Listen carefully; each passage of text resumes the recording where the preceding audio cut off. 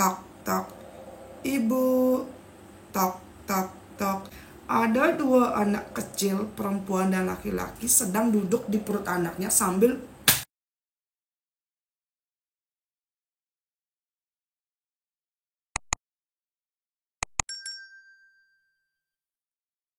waktu itu benar-benar seperti mimpi atau halusinasi semata. Puput ingat banget dia ini berbaring di sofa di ruang tamu dan memakai selimut. Nah, entah kenapa baru tidur atau mungkin kayak baru masuk ke alam bawah sadar gitu loh sematanya. Kok dia merasa selimutnya ini ada yang menarik. Puput kayak, hah? Kok gini gitu loh. Tapi Puput berusaha mengabaikan itu semua. Dia berpikir ini adalah rumahnya dia, untuk apa dia takut. Dia pun menarik selimutnya kembali dan kembali tertidur. Dan kok selimut ini makin terasa ditarik. Dan ketika Puput ini membuka mata, boom! Di situ ada sosok bayi kecil yang wajahnya ini kayak plak, benar-benar berada di atasnya Puput. Waktu itu kan dalam posisi Puput ini kayak terlentang gitu, tidur di sofa. Dan otomatis Puput pun langsung berteriak dan bangkit kemudian duduk. Tapi ketika dia mencari ke sekitar, tidak ada siapapun. Nah, ketika itu kok Puput mencium bau yang sangat amis. Ketika dia mencari arah bau ini, ternyata ada gumpalan daging yang sudah membusuk di kloset kamar mandi. Puput, hah? Ini daging apa? Perasaan anaknya tadi ketika selesai mandi dan kemudian berangkat kerja tidak ada hal seperti itu. Ini apa? Nah, tiba-tiba semeton gumpalan daging ini seperti bergerak-gerak dan boom! Seolah-olah pecah dan memenuhi dinding kamar mandi. Ketika itu Puput kaget sekali dan bau daging busuk ini benar-benar cuknya nabin gati. Ketika itu Puput takut, dia berlari dan masuk ke dalam kamar. Dia mencari HP-nya dengan tujuan ingin menelpon putrinya, tapi kok HP-nya tidak ditemukan dimanapun. Ketika itu lampu di kamarnya Puput ini hidup mati, hidup mati, hidup mati, dan tiba-tiba blang, pintu kamarnya tertutup sendiri. Dan gimana aja seperti di film-film horor, semacam gagang pintu kamar itu kayak tok, tok, tok. Ibu, tok, tok, tok. Ibu, tok, tok, tok. Ibu, terdengar suara anak kecil yang memanggil nama Puput. Ibu, ibu. Waktu itu Puput benar-benar bingung dan ketakutan. Dia pun melompat ke tempat tidur dan menutupi badannya dengan selimut. Entah bagaimana, semotonya tiba-tiba Puput sudah pingsan. Dan ketika Puput tersadar, dia ini merasa badannya ini seperti digoyang-goyangkan oleh seseorang, dan ternyata itu adalah anaknya yang sudah datang pulang dari kerja. Itu tuh sekitar jam 8 malam. Ketika Puput ini terbangun, kamu sudah pulang nak? Gitu. Terus anaknya ini bertanya, ibu kenapa ibu kok tidur dan belum mandi? Dan ini bau apa? Nah, Puput tuh kayak, ya ini bau apa ya? Ketika Puput ini membuka selimutnya, tiba-tiba semotor sudah rembes ke satu tempat tidur. Kebetulan waktu itu spraynya Puput ini berwarna putih, dan jadinya otomatis hampir sebagian spraynya ini dipenuhi dengan darah, dan itu tuh baunya sangat busuk gitu loh. Gimana aja kayak bau mens yang beberapa hari tidak dibuang dan tidak dicuci. Putrinya marah-marah, aduh ibu jorok banget, makanya kalau sebelum tidur itu mandi dan ganti pembalut.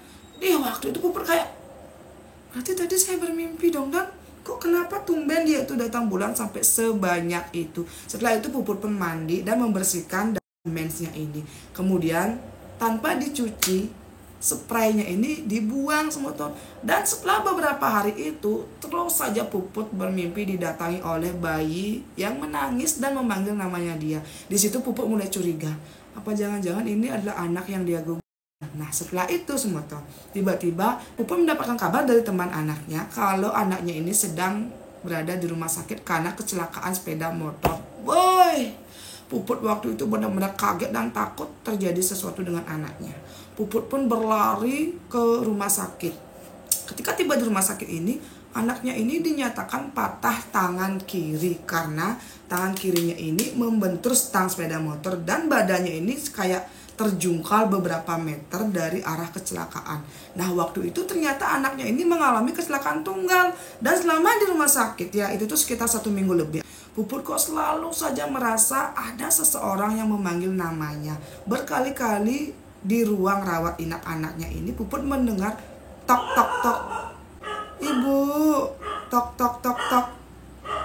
Ibu. Semua dengar nggak sih? Saat saya memperagakan suara si Puput ya, kuluk saya ngongkong semua. Aduh, saya merinding loh.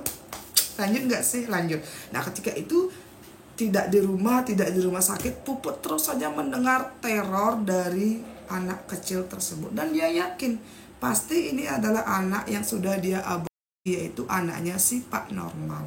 Waktu itu juga semutan Puput tuh kan kayak malamnya kan tidur. Nah, ruang rawat inap anaknya ini kan PPIP yang otomatis di situ tuh ada TV, ada kulkas, ada juga sofa. Puput ini kayak tidur. Setelah dia tuh memberikan obat kepada anaknya, dia pun tidur di sofa. Kok di malam itu dia tidak bisa tidur sama sekali. Dia pun terbangun dan ke kamar mandi. Tiba-tiba lampu di kamar mandi mati.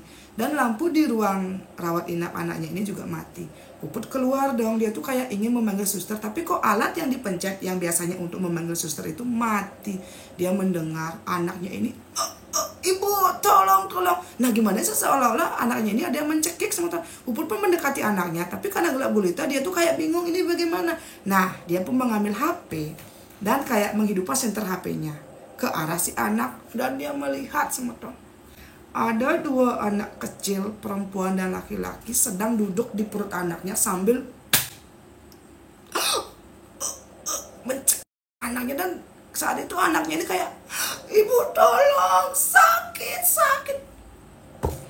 Waktu itu tiba-tiba Puput berteriak, tolong.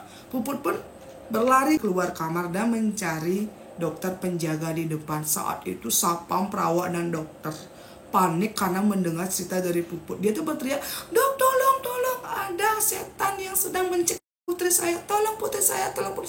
Dokter, perawat, dan satpam berlari ke kamar putrinya. Tapi entah bagaimana ketika di kamar itu ya, putrinya terlihat tidur dengan tenang dan tidak terlihat ada sesuatu yang mencurigakan.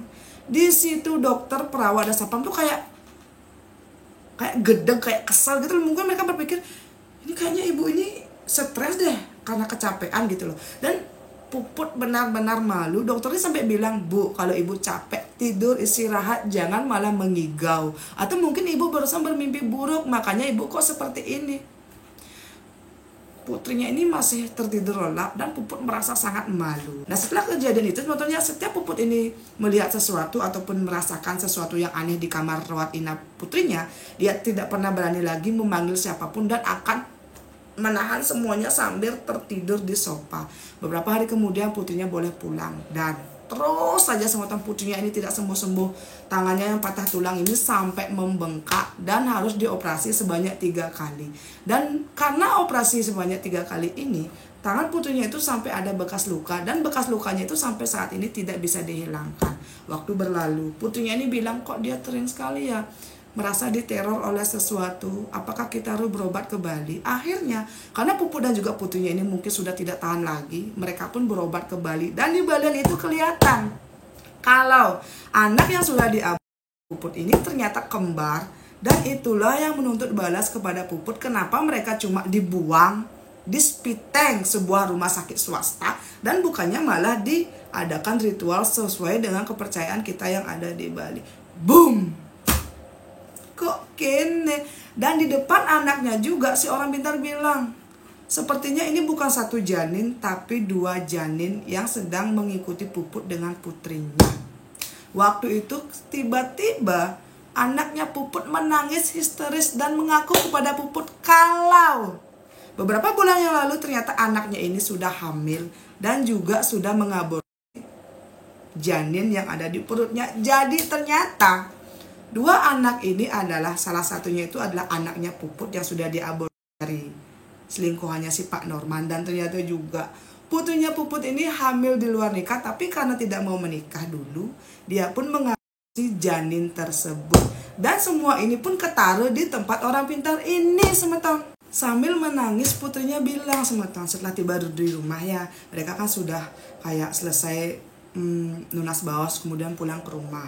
Di rumah ini si Puput bertanya, kenapa kamu gini-gini, dan putrinya juga bertanya, ibu hamil anak siapa? Pertama-tama itu Puput berjanji akan menjelaskan ini semua, tapi Puput meminta putrinya dululah yang mengaku. Ketika itu putrinya mengaku ternyata dia ini sudah berselingkuh dengan bosnya dan menjadi simpanan bosnya, dan semua harta yang dinikmati oleh Puput itu adalah uang dari bos dari si anak, termasuk rumah itu. Rumah itu dibelikan oleh gadunnya si anak, sehingga Puput dengan anaknya bisa hidup semewah itu. Dan ketika si anak ini hamil dan bilang kepada bosnya malah tidak mau mengakui dan menyuruh anaknya ini untuk aborsi. Di sana Puput kayak boom. Jadi harta yang selama ini dia nikmati adalah hasil dari anaknya jadi selingkuhan orang lain. Dan di situ Puput tidak berani bilang ke anaknya kalau dia ini menjadi simpanannya Pak Norman. Dan pastinya putrinya si Puput pasti tahu siapa itu Pak Norman, karena Pak Norman ini lumayan terkenal di sosial media. Dan Puput cuma bilang, karena Puput ini yakin anaknya tidak mengizinkan Puput menikah, makanya dia melakukan aborsi. Dan setelah itu teman-teman, Puput bertanya, siapa bos kamu, siapa bos kamu. Dan saat si putri mengedengkan putus si bos, ternyata benar. Saya yakin teman-teman pasti bisa menebak dari awal. Bos simpanannya si Puput adalah Pak Norman. Boom. Kok kene? Jadi ternyata selama ini Puput dengan putrinya sama-sama menjadi selingkuhan si Pak Norman. Dan menurut si Puput ya, anaknya ini sudah menjadi selingkuhannya Pak Norman selama kurang lebih 3 tahun. Dan Puput kan menjadi selingkuhannya Pak Norman ini baru sekitar beberapa bulan gitu loh teman-teman. Dan di sini Puput tidak berani mengatakan fakta tersebut karena dia tidak mau nanti dibenci oleh putrinya sendiri. Setelah itu teman-teman, akhirnya Puput meminta kepada putrinya untuk berhenti bekerja di sana, dan putrinya pun mengiyakan. Pak Norman tidak pernah, menurut Puput ya, meminta apapun yang dia berikan untuk putrinya si Puput. Dan Puput pun akhirnya pelan tapi pasti mencoba menghindari Pak Norman, yang walaupun sampai saat ini Pak Norman tetap saja menghubungi Puput dan memberikan transferan berjuta-juta setiap bulan untuk si Puput. Kejadian ini terjadi di tahun 2022 teman-teman. Dan akhirnya Puput dengan putrinya membeli Banten di Grie untuk ngelungahang putri mereka berdua.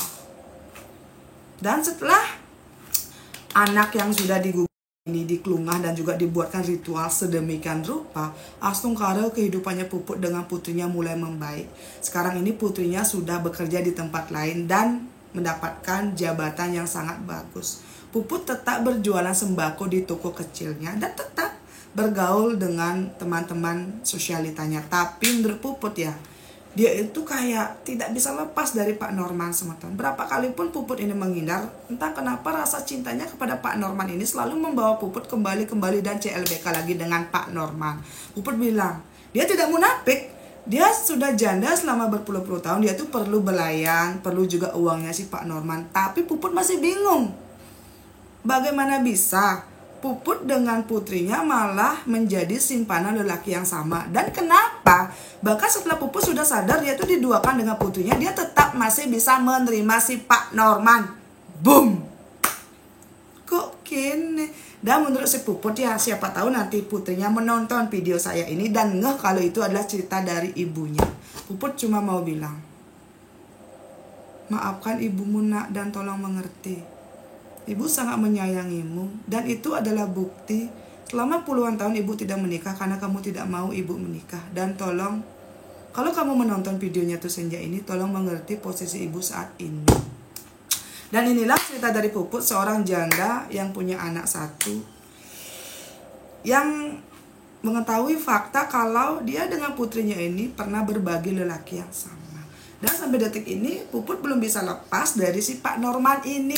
Kira-kira menurut teman-teman siapakah si Pak Norman ini? Coba kalian komentar, karena Puput bilang dia pasti akan menonton dan membaca semua masukan dari kalian.